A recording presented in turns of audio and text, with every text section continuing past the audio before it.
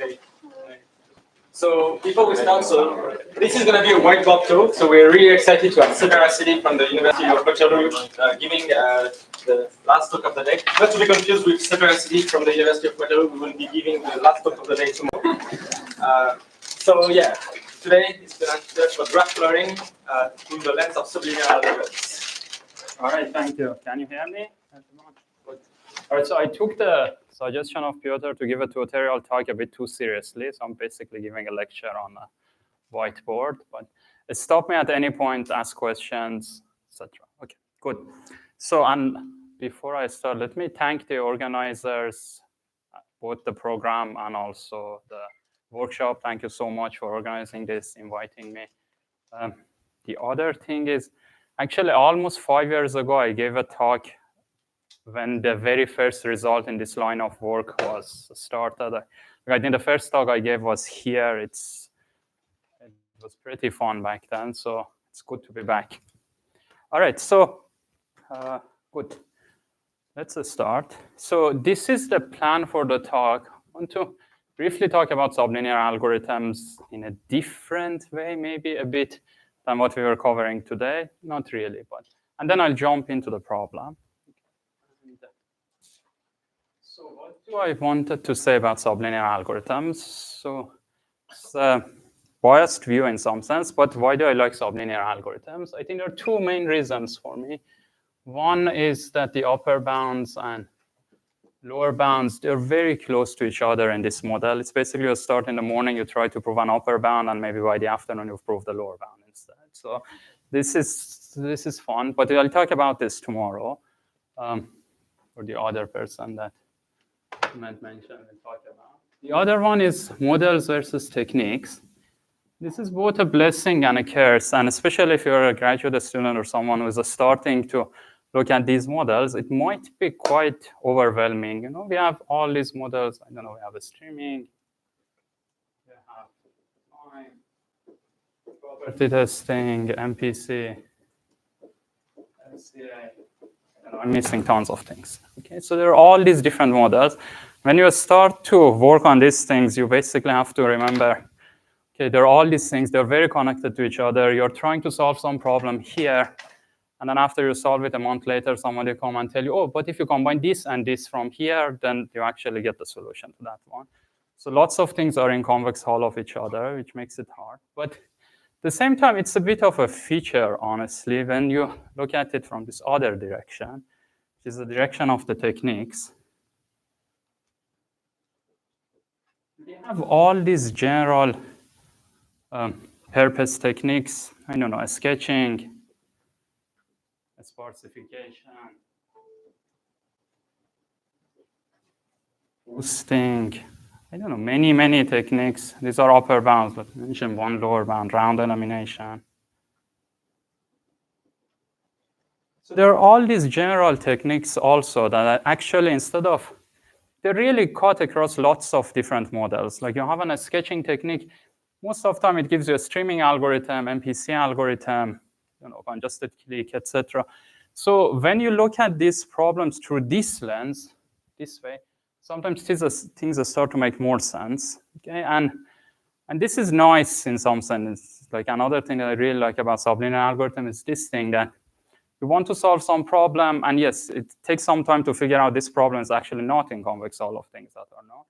But then you solve it, I don't know, you prove something, let's say, in a streaming using a sketching, and then you realize, wow, actually, this actually just goes all the way here. You'll get results in MPC, et cetera, which is quite fun.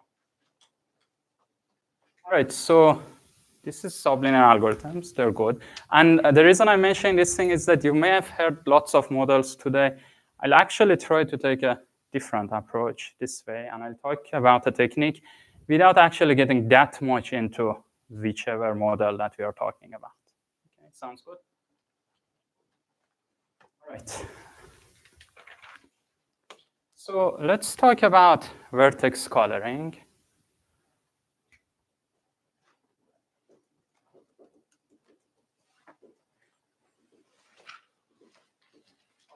Problem, I have a graph G, E, and is the number of vertices, delta is max degree. In a coloring, we all know it, let me just quickly remind you, you want to put colors on the vertices from some palette of available colors such that no edge is monochromatic. Okay, monochromatic. Okay, so both endpoints do not receive the same color. Okay, you're happy with this definition. And let's look at the simplest version of coloring. Perhaps it's delta plus 1 coloring. We saw it today also. Every graph has a delta plus 1 coloring. It's a very simple greedy algorithm that colors the graph. No, in fact, it's super greedy. If I give you any partial coloring of the graph, you can just start from there and continue on delta plus 1 color it. You just go over the vertices for each vertex. You look at the colors available to in your neighborhood. At most, delta of the colors have gone out. So far, 1 color remains. So pigeonhole principle, you color it, you move on. This gives you an order M. Order M time algorithm. Order M time space. This is as good as it gets classically. No, this is the simple algorithm, fast, efficient, everything is good about it. And we want to ask this question of what if I want a sublinear algorithm? Okay, so classically, everything is good. Let's look at a sublinear algorithm. Yeah, exactly. That's. No. Okay. I want. It might be log space, but you have to remember what it was. So I'm not entirely sure. Okay.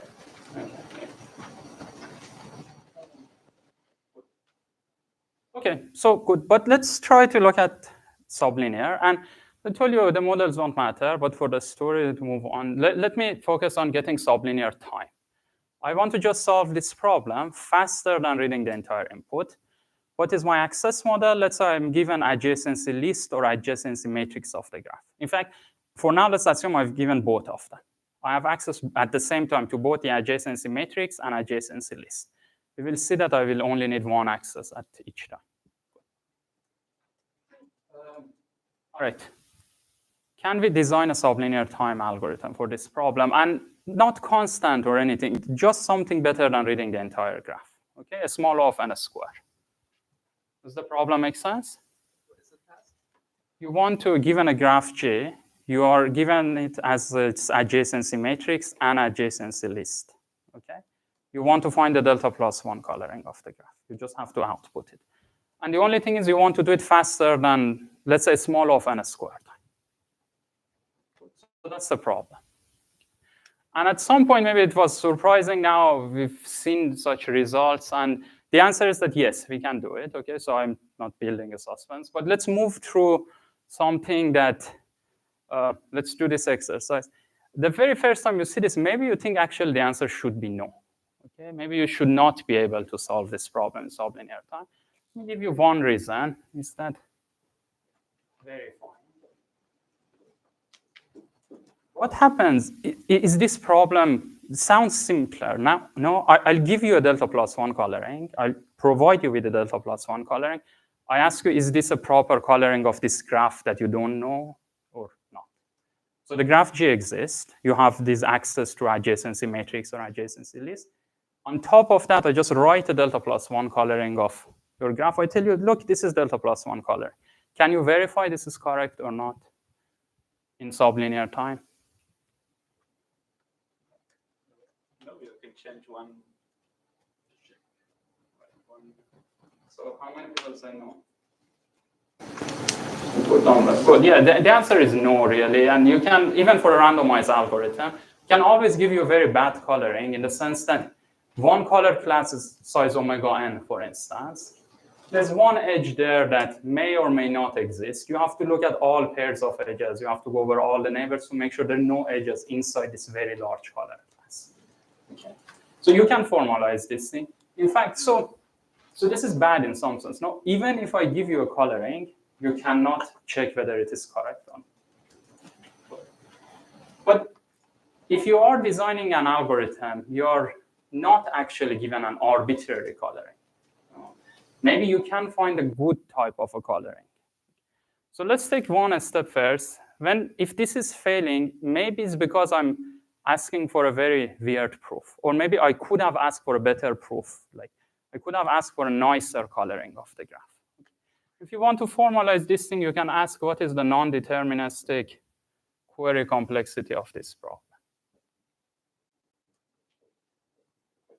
And without going into the actual definition, it's basically can you ask a prover to provide you with a good proof? So you will ask what the format of the proof should be, okay? And then the prover should not be able to fool you always. Okay, the same non-deterministic as MP hardness. So does the previous argument mean also the non-deterministic query complexity is high? Maybe I could have asked for a better coloring of the graph. Okay? This is one of those cases now, you see, sometimes it's hard to work on this thing because something gets related to, I don't know, some combinatorics that maybe you didn't know first. But one result here, for instance, that will help is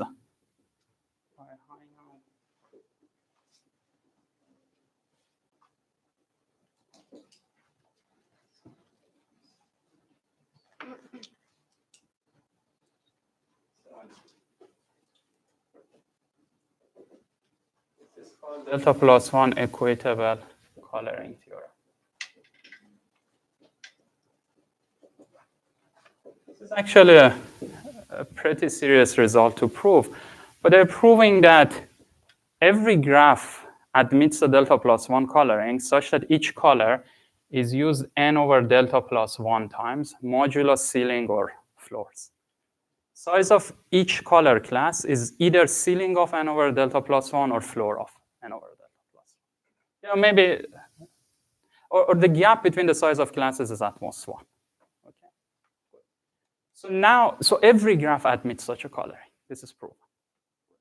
Now with this knowledge, what should be the non-deterministic query complexity?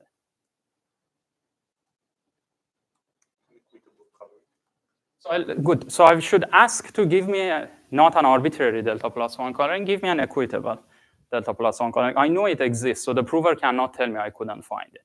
Okay, it exists, so they should provide that to me. Okay. Now you have it in front of you. How long does it take for you to verify this is actually a correct coloring? You have to check all pairs of color inside the color class. So there are these delta plus 1 color classes, and I don't think you'll see that. So it's on the screens on the side. So I'll have delta plus 1 color classes. Each of them have size roughly n over delta plus 1. So the number of pairs I have to check is this. This is order n square over that. Sounds good? Okay. But if I'm given both the adjacency list and adjacency matrix, I also have an order n delta time algorithm. There's nothing non-deterministic or anything here. This is just a standard greedy algorithm. Good. And if you combine these two together, then it means that you get an order n to the 3½ time algorithm. Non-deterministic.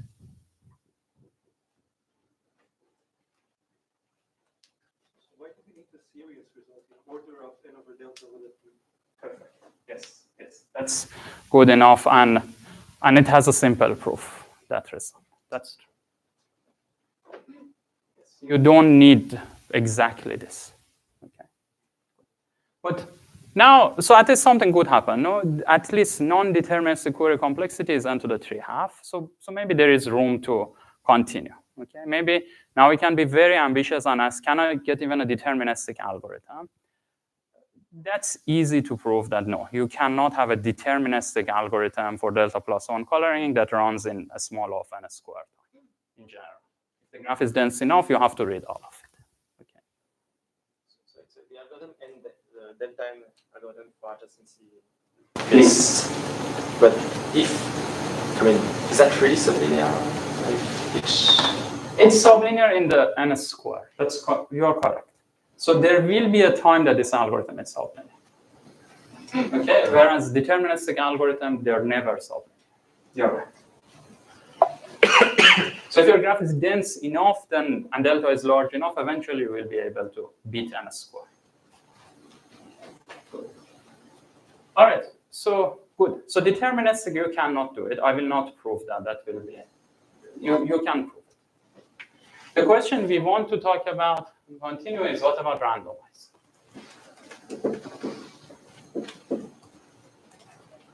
Can we get a randomized sublinear time algorithm or something proportional to this? And that's really the main result I want to talk about. Continue. It turns out that you can do 10 to the 3 half times. With high probability.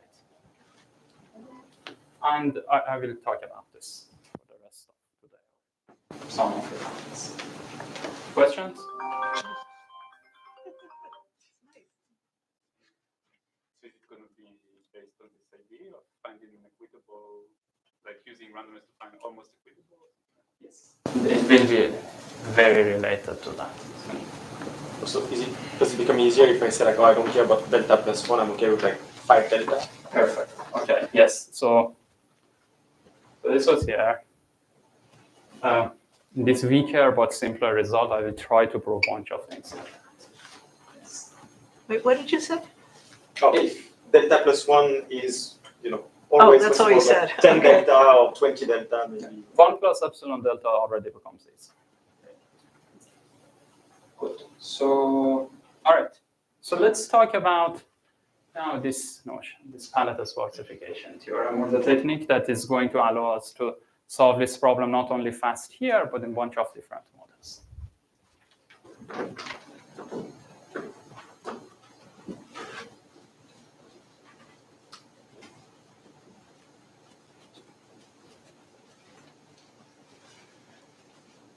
I was really planning to keep the notation, but I forgot. So n is number of vertices, delta is max degree. M is not going to be that relevant anymore. All right. So what is this palette sparsification? It says the following. So let me say this is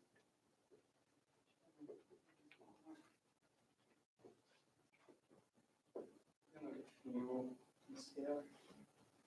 Okay, he was around at some point, so this is your channel. Good. All right. And the result is following. So fix any graph GV, any graph that you want, its maximum degrees delta. Okay. For all vertices V in V, independently, sample LV subset of delta plus 1. So I'm sampling some subset of colors, okay, randomly. Cardinality of LV is order log. So when I started delta plus 1 coloring, every vertex had delta plus 1 colors to choose from. I'm saying that let's just sample it down, trim it down to order log n. Okay? With high probability, G is least colorable.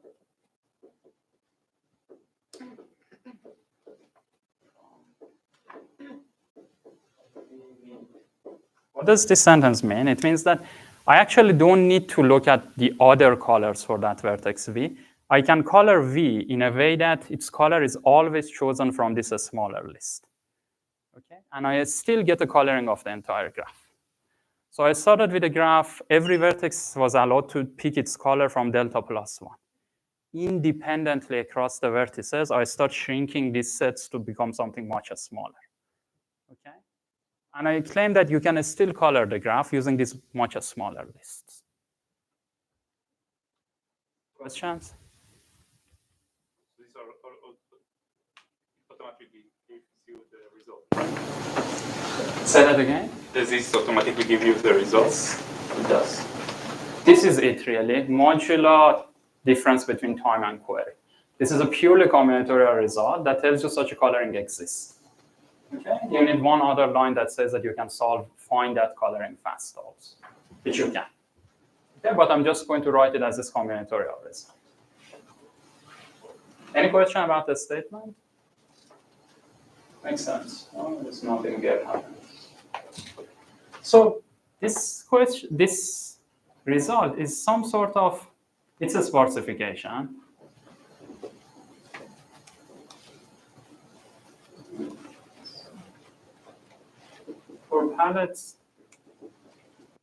palettes, it should be clear. No, I started with having n delta plus 1 total size of palettes everywhere in the graph, or every vertex had a delta plus 1 size palette. Now, after I sample it, I only have log n. So in total now, the total number of colors that I'm going to use are n log n, many. Okay, and they're all coming from this set delta plus 1. So if I find such a list coloring, it is a delta plus 1 coloring of the graph. So I sparsify the palettes. But there's something nice is happening. I'm also sparsifying the edges. I claim that actually now the real edges of the graph are much, much smaller. Why is that? So let's look at an edge u1 v. And suppose L of u intersection LV is empty. The two lists that I sampled for these vertices do not intersect with each other. This edge is completely irrelevant for me from now on.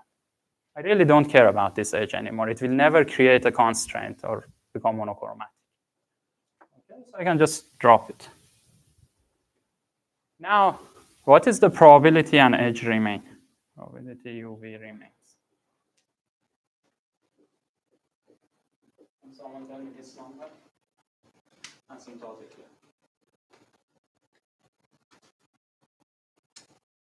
Arthur said you probably learned it in kindergarten. I don't know. Say that again? 1 over log. Log squared over delta. Yes. No, it's order log square n over delta.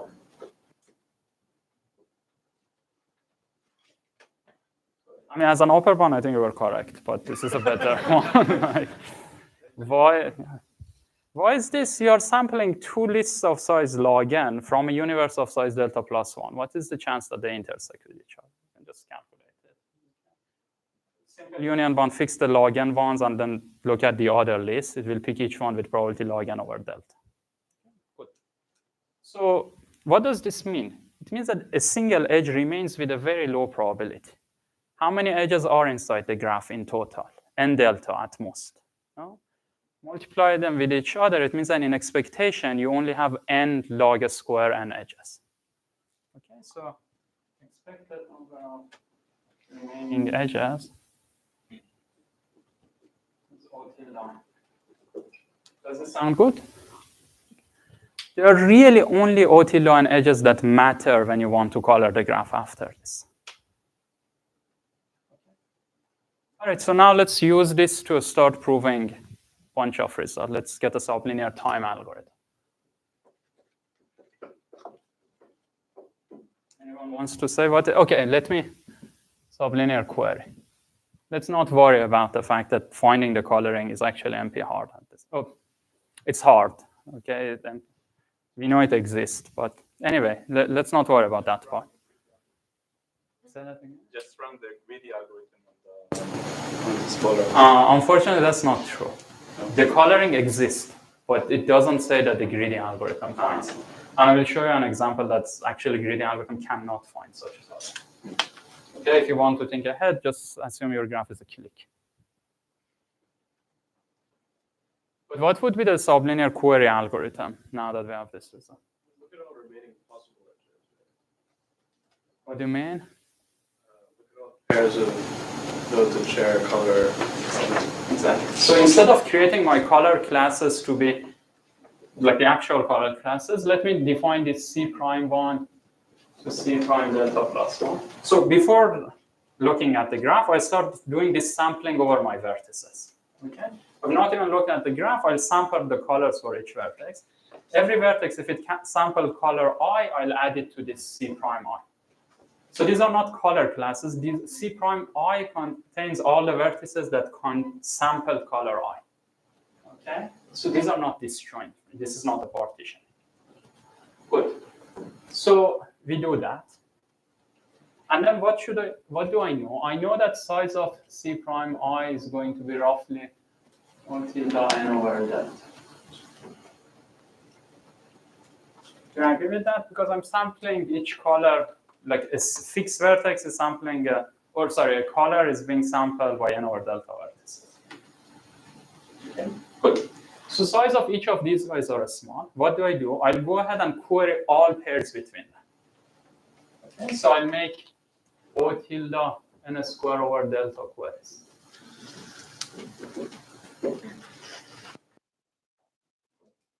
And at this point, I have all the information I need to be able to find the coloring. All the other edges that I have not queried, they don't matter to me. They have not remained in the graph. Okay? So now that I have that knowledge, I can figure out what are, like, I have everything that I need in front of me. I'll apply this theorem to find that coloring. Okay, I know with high probability it exists, so I'll win. Good. And so this is, again, very similar to the non-deterministic case. If delta is small enough, run the n delta algorithm. If it is large, run this. And it's going to give you O tilde n to the 3.5 query. I'll just say that the same theorem in the same paper, we proved an algorithmic version of this. So here you can say that you can actually find the coloring in O tilde n time. So you can find it even algorithmically. So you will be able to solve this thing even in n to the 3.5 time. Does it sound good? In fact, it's nice in some sense if delta is very large, it's close to n, okay? Then you're solving it in O tilde n time even. All right, so that was time. Questions? I have a question at this point. Before knowing this theorem, is there something that would help you guess that such a theorem must be true? So I'll tell you in a bit how, like the story that I'm telling you, give me 2 minutes and I didn't just ping. So, question? So maybe I don't quite understand, but the performance of this, or the second algorithm gets better when delta is larger, right? Yes. But why can I not just pretend delta is a higher number? I mean, my graph still has... Okay, excellent question. Because you also only have delta plus 1 colors. Oh, yeah, yes, the number. These two things are tied to each other. Number plus. Thank you. All right, so just before answering Amit's question, let me mention that now we have this. Now let's look at this view of this way of going through these models. Let me tell you, it just gives you an MPC algorithm. Sorry, I still haven't figured out how the algorithm finishes. So I'm guessing these initial colors, and then I look within the color class and I see some. So you look at all the edges of the graph that remain. They're all inside here. Right. So at this point, you know all the edges of the graph that remain that are relevant to you. That took you n square over delta time. Then you apply this theorem, because you know with that information you can color the graph. So you find that, and you know these colors are chosen from delta plus 1. So if you get this coloring, this is a delta plus 1 coloring of your graph. So now you have delta plus 1 coloring. Does this make sense? Why can I ignore the edges between different colors? Between different distances? Because they can never be monochromatic. Those two vertices never share any color with each other. So any color you assign to them, this is this argument. Any color you assign to them will never make them monochromatic. So let's just ignore those edges.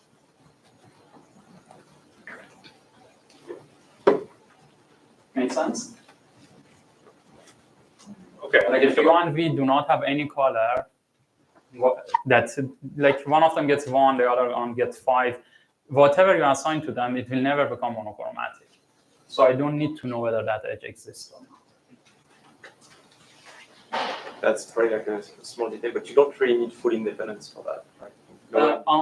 Delta plus 1 independence is enough.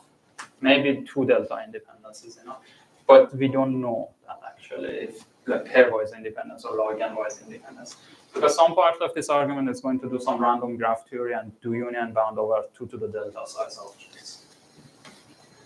Is there a reason we can't do that then n to Yes, there is a lower bound proving that omega n to the 3.5 is also necessary. There are graphs that have n to the 3.5 edges and you cannot do that at n to the 3.5. This was also proven in the same paper. So this is modular log term, this is the right answer. So very quickly, now that we've seen MPC today, for instance, what is an MPC algorithm for delta plus 1 coloring now that you know this result. Okay. Let's say you have public randomness, so all the vertices, they share the same randomness, okay, or the machines share the same randomness. So we do the sampling, and next to each vertex, we just remember that these are the log n colors that vertex has sampled. Now, any edge that appears inside any machine, the machine looks at it, is it a conflicting edge or not? Okay, based on this criteria. If it is a conflicting, it sends it to a central machine. So the only thing you need is that you should have your input however you want it to be distributed, plus a single machine that can process O tilde n size. Okay, so in NPC, if you have your input plus O tilde n size machine, you can solve this in order 1 maps.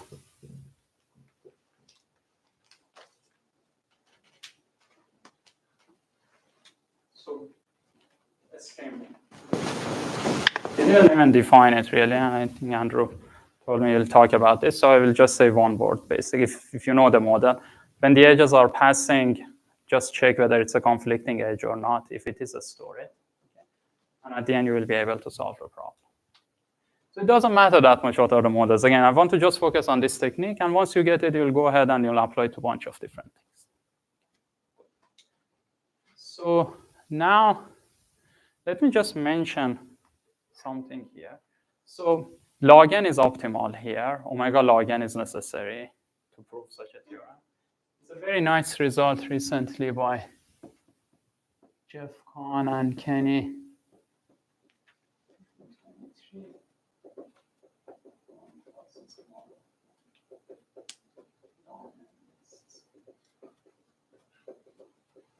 They prove that you need, the answer is like really ln of n.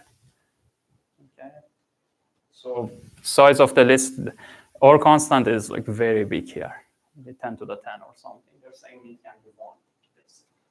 What's the base? Ln, like natural log. And you need natural log exactly to be able to get anything. Yes? Sorry, the concave result was that the low bound or upper bound? Upper bound. Upper bound, okay. Yes. And the lower bound of ln n is easy to do. And follows from coupon collector, for instance, on implicit. And is the proof, it's hard to show proof? It's following really the same framework, all the 3 steps, all of that, just they are having much nicer mastery of like concentration inequality, lots of tools that I've never seen before. It was amazing to read that paper.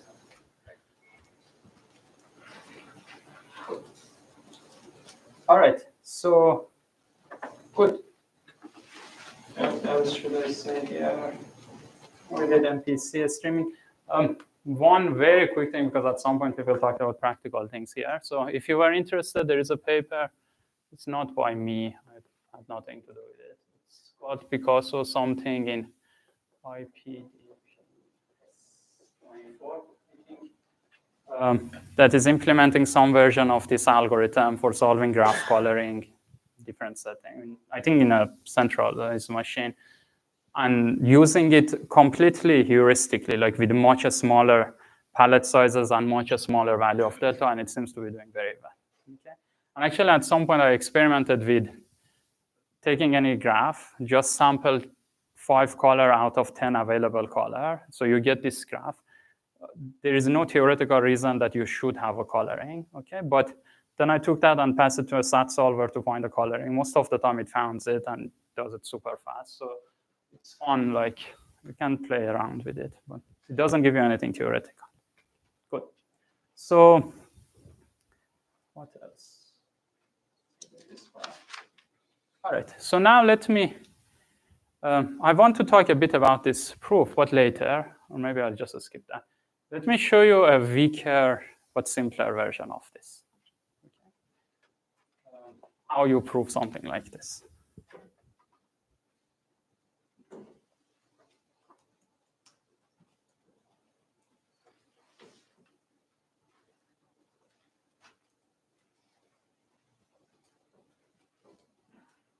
I remember I have to answer Amit's question. So why one would think something like this is true? Okay, like the way I told you, the story was that, oh, we tried to solve sublinear time. We went through this high noise, Zameridi, all of that. We learned all of that like a year and a half after we had this result. Okay. So the way we came up with this, we wanted to actually prove a streaming lower bound for this problem. And we spent quite some time coming up with different hard instances. Different version of this thing keep breaking that lower bound. And we realized, okay, if something like this is keep happening, maybe this should be true. And eventually we converge to this. Like, no, this can't be true. Turns out you can prove it. And that's how it went. Okay, so we're really just focusing, on this part. And once it was finished, I mean, oh, wow, okay, this is, now let's just go.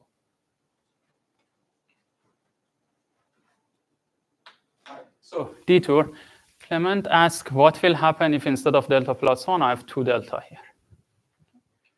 Let me give you a very simple argument. If that's the case, you can prove this theorem super easily. So the only difference is that now every vertex is sampling from 2 delta. Does this make sense? Every vertex sample log n colors out of a list of 2 delta colors.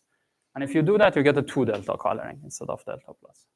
The argument is just this. Order your vertices in some arbitrary order. Now run the greedy algorithm. Okay, just pick an ordering and just go over them, run the greedy algorithm. I claim that actually, if you were sampling from 2 delta, then actually greedy algorithm works. Okay, why is that? Let's say I'm at a vertex V. So at this point, how many other vertices, like how many, let's look at this. So vertices here are being colored. V has not been colored yet. In fact, I've never looked at list of V, so I can imagine list of V is being sampled now. Okay.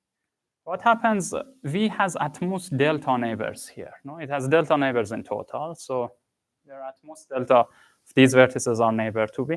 Maybe all of them use different color, so for V, delta of the colors are now blocked, but it had access to 2 delta colors, okay? So half of the colors are still available to V. What is the probability that L of V contains available color? Or let's say does not contain. Condition whatever thing happen in L less than V. No matter what has happened, the probability that this guy doesn't get a color is, well, every half of the colors are available to this vertex. It is sampling a list of size log n, okay, or let's say 3 log n. So the probability that one of those samples is bad is at most half. The probability that 3 log n of them are bad is just 1 over n to the 3. Do union bound over all vertices, you'll have that with high probability. All the vertices have a color to choose from, so greedy works. Why did you need the random order on the vertices? No, this is arbitrary. I don't need random order. Okay. In fact, you can choose this ordering more cleverly. If you know the degeneracy, you can pick according to the degeneracy ordering, which minimizes the degrees to this side.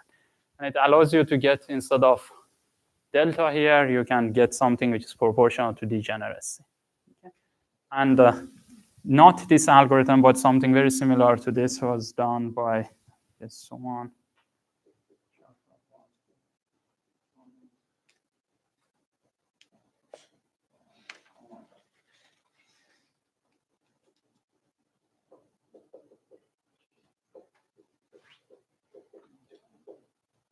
They design a streaming sublinear time algorithms for getting 1 plus epsilon degeneracy. Is it how you get like 1 plus epsilon delta by using like log n over epsilon colors? And it turns out actually, in a follow-up work, we were looking with Alon here.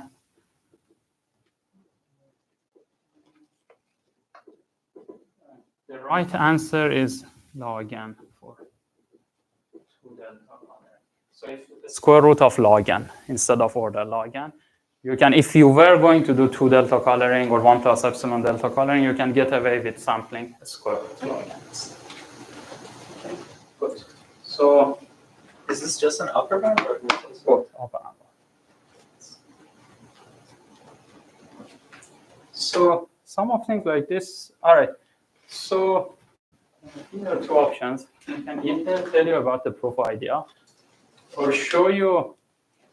I think I'm going to do this. I'm going to show you, this is unpublished result, but I was hoping to have it ready for archive, it didn't happen, but show you a simpler algorithm, sublinear time algorithm, that will get delta plus 1 coloring in O tilde into the 3/2 time. Okay, so it's on all front weaker than this result. There's nothing new there. Okay, but it's a simpler proof. Okay. So how does the algorithm work? Sepehr, can you say again what it gets? It gets an O tilde into the 3/2 time. Okay, so time is with larger log factors or things like that. It's also adaptive in terms of query complexity, not non-adaptive, the previous one. The only good thing about it is that it's simpler. So the algorithm is this. Or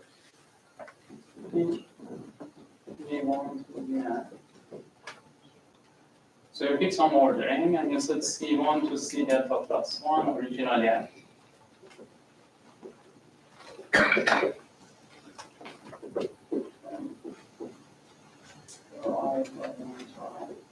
So I'm going to over vertices in this order, right?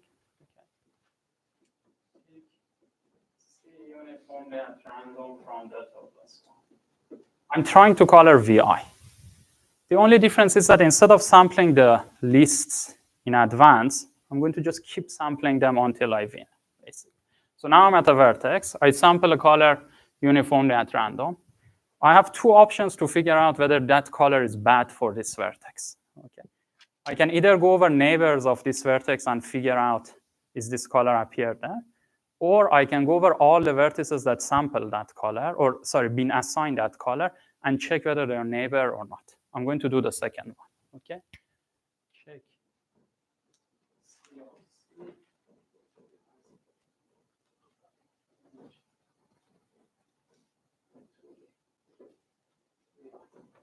What I mean by that, pick VI and look at, just query every vertex in that class C. Do you have a neighbor there? Do you have a neighbor there or not? If you find a neighbor, you know that you cannot assign C to this vertex. Just go back. If no neighbor,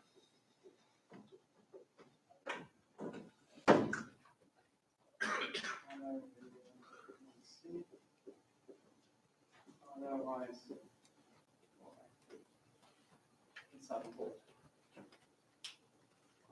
so this is the entire algorithm, and when you color it, you update those lists. Really, the only thing that has changed from the palette sparsification approach is that now it is an adaptive decision-making algorithm. When you are here, you're going to keep sampling the color until you can color this vertex. Okay? So this algorithm always works. It always terminates, no? Because there's always an available color to that vertex. Why are we worried? Maybe it takes forever for this algorithm to finish. And I want to convince you that its expected runtime is actually, again, O tilde of n to the 3/2. All right, so let's do it. There is one other step that needs to be done in this algorithm, but I'll leave it for now.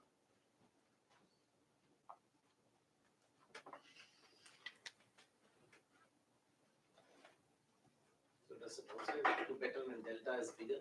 You got n square by delta. Does this get that as well? This is getting n square by delta. This is really going to, good point. Yeah, this is going to be O tilde n square by delta. All right, so sure, let's do the entire analysis. I'm going to,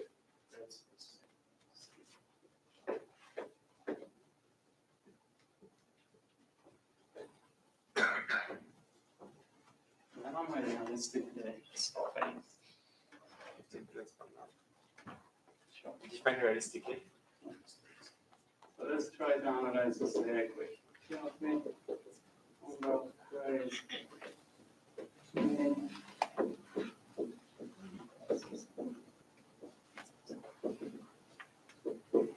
Number of times you read, like you queried when you were processing V. So there, and we are not going to cache the queries. If you've asked it, you're going to ask it again. Like there's nothing clever happening, okay? So runtime is order 1 times summation. Expected runtime, linearity of expectation.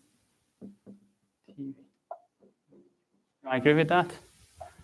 the time that it takes for handling each vertex. Okay, claim 1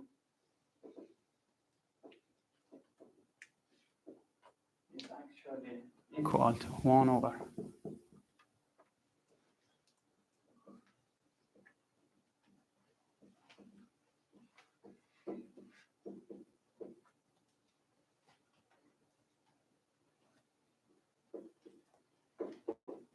some sort of Poisson type thing is happening. What am I claiming? I'm saying that the expected number of queries you are making when you're processing vertex V is this quantity. At this point, fix V, and even assume everything behind it is colored adversarially or whatever. The time that it takes is 1 over probability that it is good, okay, times the expected size of, if I pick a random color, what is the size of the color class that I get? Can someone give the proof for this? That's like a one-line proof.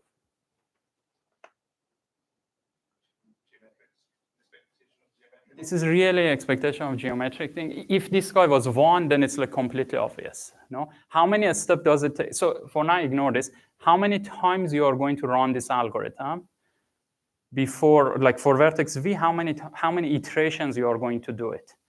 You succeed with this probability in each iteration, you are going to do it 1 over probability of that by like sum of geometric variables.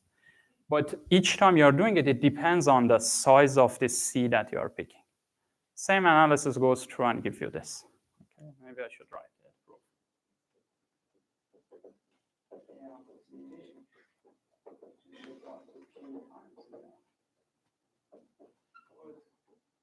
Write something as sketchy.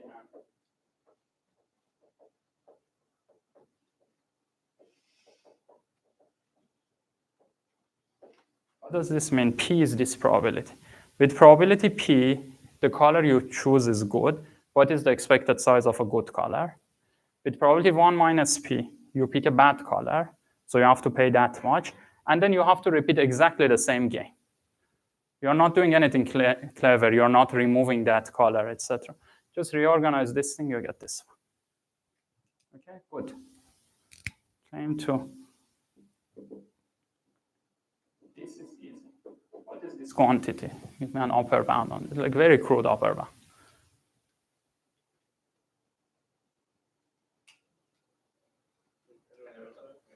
Thank you. N over delta plus 1. There are delta plus 1 colors, okay? No matter how you partition them between these classes, okay, there are only n vertices in all of this in total. No matter how you partition the colors, the total size of this is n. I'm sampling one of them randomly, so this is n over delta plus. Claim 3.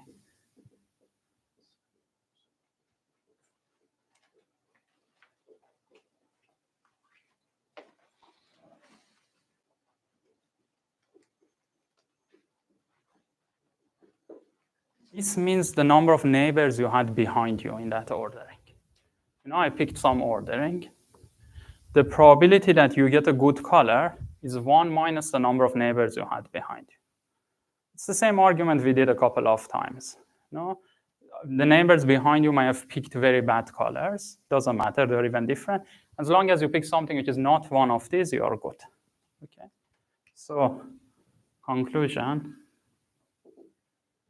Expected T of V is equal to, or less than or equal to, n over delta plus 1 minus d. Sounds good? Okay.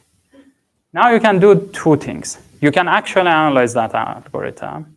Even that algorithm is going to give you a good bound, but I'm going to make your life easier.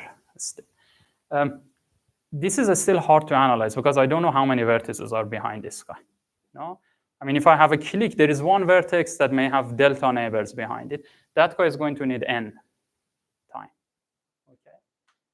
But I shouldn't have that so many vertices. No, if you have a clique, not every one of them is the last vertex in this order. So there is a way to analyze this thing deterministically using these almost clique decompositions, etc. But I actually don't want to do that. I want to do it simpler. Does anyone see a very simple trick to get a good bound on this? Exactly. Instead of picking this thing arbitrary, pick this randomly.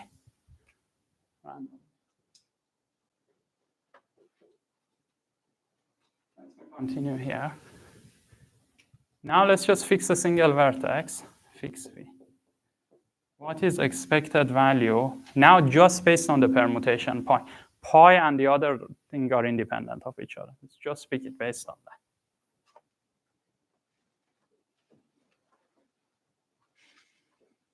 What is this guy? You can calculate this easily, no? What is the probability that you have I neighbors behind you? Okay, it's like 1 over delta plus 1. The permutation among all the delta plus 1 position, like pick this vertex and all of its neighbors. Okay? Harmonic sum. It's what? Harmonic sum. Yes, exactly. Let's just write it 1 over delta plus 1 times that. So this is equal to 1 over delta plus 1, each of the choices that this guy can get. Look at the ordering of this vertex and all of its delta neighbors. One thing, I'm assuming the degree of this vertex is exactly delta.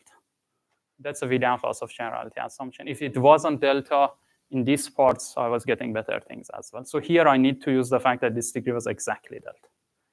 So each of the values that you can get is 1 over delta plus 1, summation I equal 1 to delta.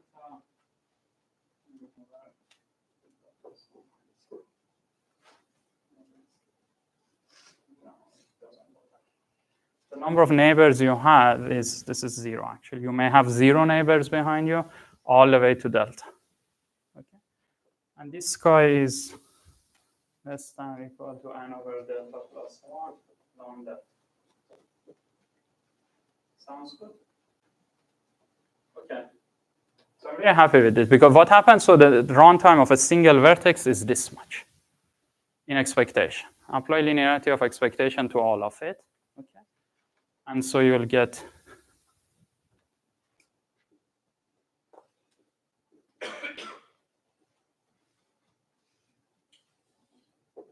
so in terms of runtime, it's pretty good.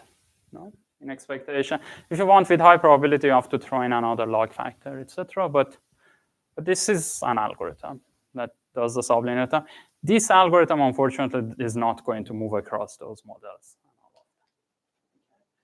But at least I think this is the very first time I managed to prove this time round in actually an hour.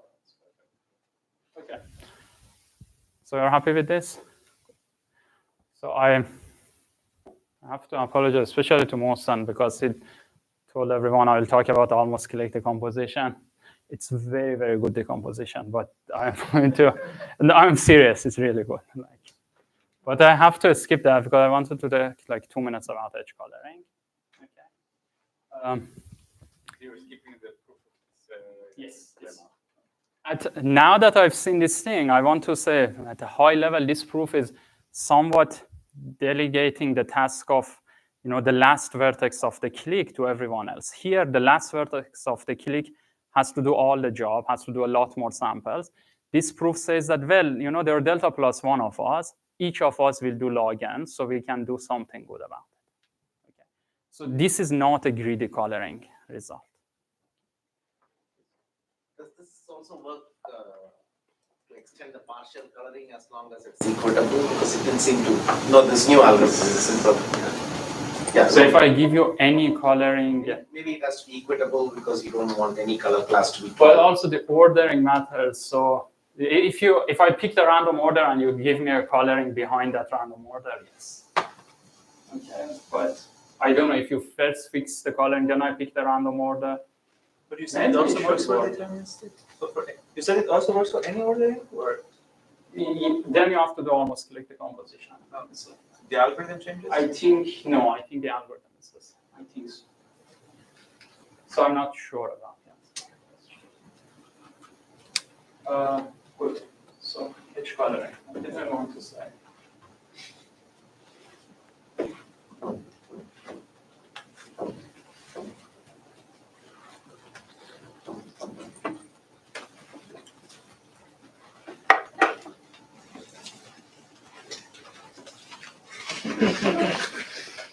All right. So then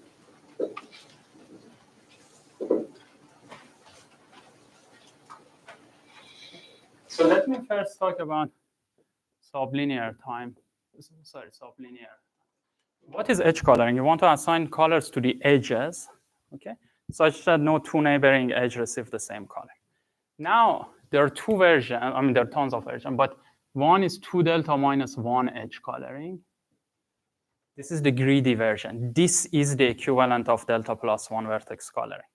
In fact, this is delta plus 1 vertex coloring for the line graph. Okay? What is this amazing result of these things? That every graph admits a delta plus 1 edge coloring also. This is not a greedy solution when you talk about edge coloring. This is based on local search. So in sublinear models, unfortunately, we don't know that much about edge coloring.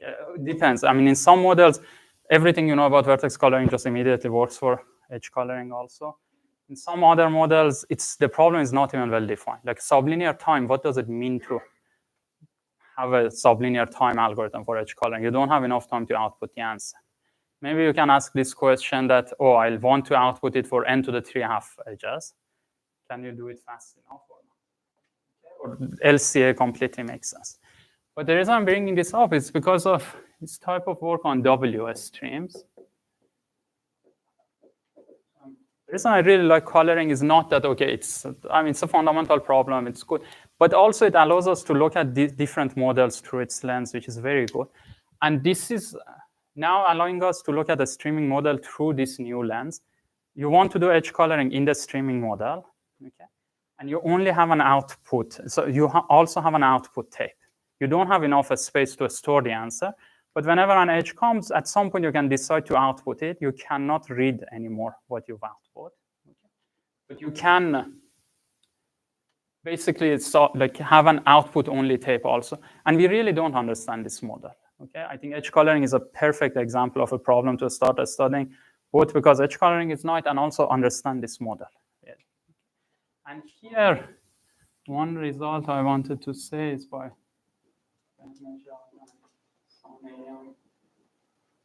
sorry, I'm writing this wrong.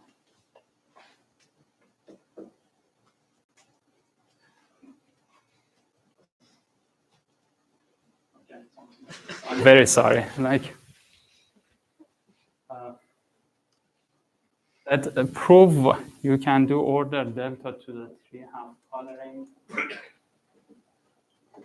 in multi-line space. And there are two other works parallel to this also. Clement is not allowing me to write it, so just because of time constraints. No, that's not that's true. Okay, I'll take that. No, that's a very bad excuse. So let me write this. The results are not exactly the same. So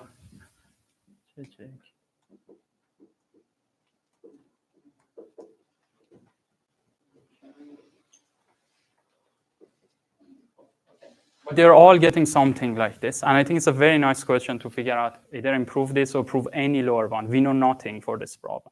Like for all we know, maybe delta plus 1 coloring is possible. Okay. Final thing is sublinear ideas. Two classical setting. And this is where arXiv really didn't help. I was hoping that this paper will be posted by now, but probably tomorrow night. Okay. So this is this result that says, I don't know, at some point, that we want to use this type of ideas for sublinear algorithms, and in fact, design classical algorithms for edge coloring. And using these ideas, now we can get something like delta plus order log n coloring.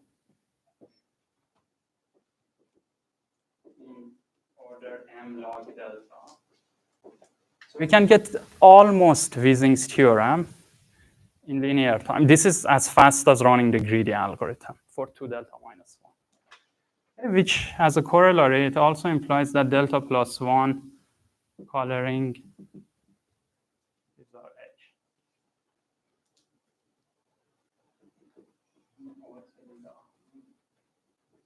N square log n.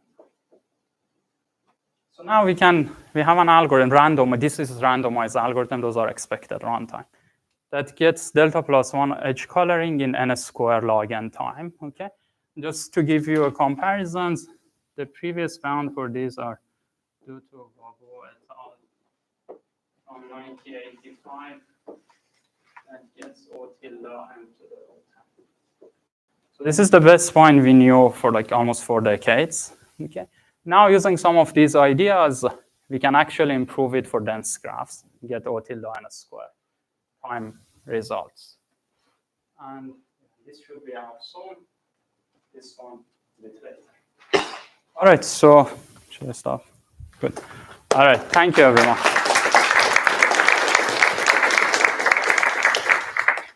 there any question for Sepehr? Quick one. Is the bottom one an implication of the one? It follows directly from this one, but I'll tell you. Okay. So the good thing also about this, it doesn't require any of these machineries like whizzing fan, whizzing chain, etc. But if you have such a coloring, you can also see it as delta plus 1 coloring of all the edges except for m log n over delta edges. Okay. And now that you have it, Whizzing's theorem itself, the proof of that, allow you to color each one of them in order and time. So you'll get this time plus mn divided by delta, which is always this. I actually have a question. So this is on the whiteboard. We can't take the whiteboard with us. You have notes there. I have notes for this one. That is easier to read on the paper. Not this one, unfortunately. I have personal notes for this. Yeah, On a personal basis, I'm happy to share them, but they're not completely shareable. And this one is on archive. It really was supposed to be on archive now, just so tomorrow. I can send it now.